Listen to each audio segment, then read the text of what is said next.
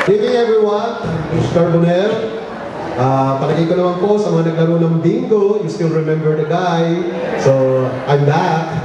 And you know, it will always be a pleasure to be part of the Chemical Engineering Department.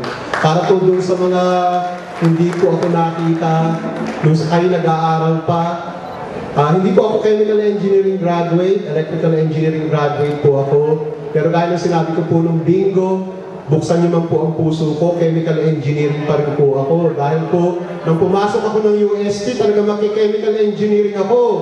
Kaya lang, ayoko na ulit ikwento yung masamang karanasan ko. Sir, pwede natin i-share ulit yun for those na wala ng bingo, di ba? Oo. Hindi kasi yun nga, yung aking chemistry teacher. Hindi lang nasagot yung tanong ko, ano yung molarity, kinabahan ako. Kasi paano mangyayari sa akin kapag hindi ko alam yun. So I decided to take another program. Pero, andito ba yung professor na yun? Ay, hindi ko alam. Tsaka wag na lang. Baka kasi baka hindi siya mag-enjoy. Gusto ko mag-enjoy tayo lahat.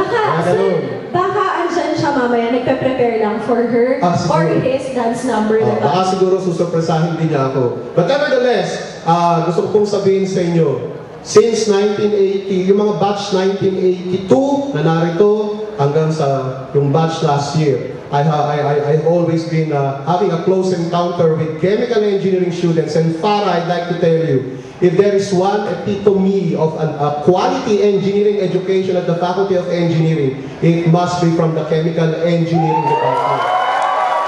So, we are really lucky talaga to be the Diamond Batch, sir. Kasi talaga namang, sabi mo nga, ini-epitomize ng CHE Department, which is exactly what our theme for this year is all about.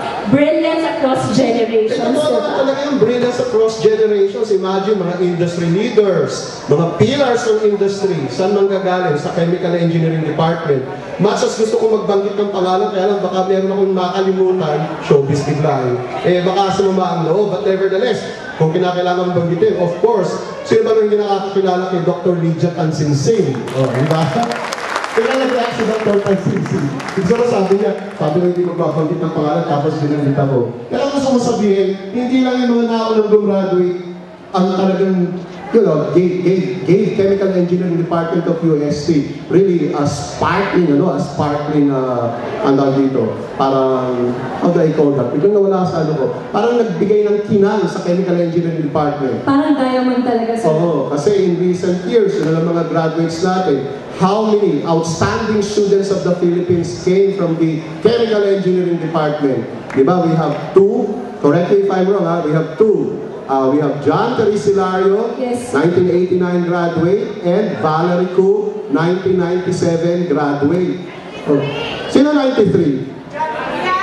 Ay, oo nga pala, 1989 yung estudyante namin siya pala, ng mga second year siya. So, 93 siya graduate. Yes, sir. Kung talaga naman nabigyan na tayo ng sobrang brilliance ng mga batches above 1980s, I will speak for the younger ones naman. Definitely, hopefully, maka-gain naman kami ng much experience para naman talaga maka-share kami doon sa brilliance ng CHE Department for the next few years, sir. I think we'll be able to do that kasi if you look at the faculty profile of the Chemical Engineering Department, doon namunutakti ang mga doktor. Namunutakti talaga, namunutakti. At siyempre, hindi ko na kailangan bagitin pa, yung batang PhD dyan na national awardee, inawardan ng PRSC, inawardan ng PRC. Straight from Europe, sir. Oo, straight from Europe na yun. Bakatawa? Tumayo na siya, hindi ko tinatawa. Ano gusto mo sa kanya talaga? Ano gusto mo sa CHC? Si Dr. Carmela Santelo. And I batch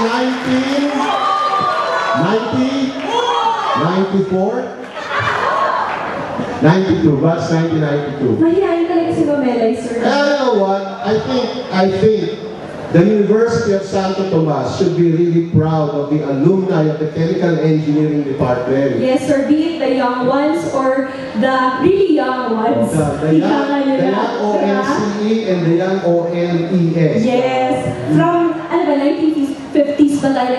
Basta yung pinakasimula pa, definitely talaga namang...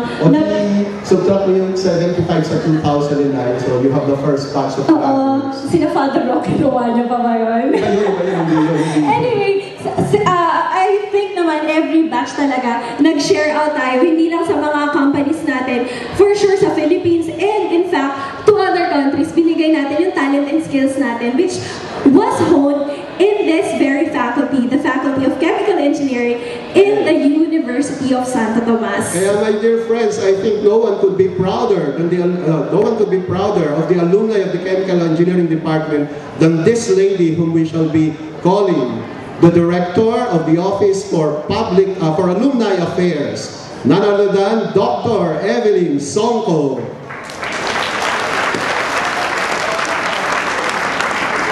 Hello, ma'am. Hi, Doc. Good afternoon. Good evening.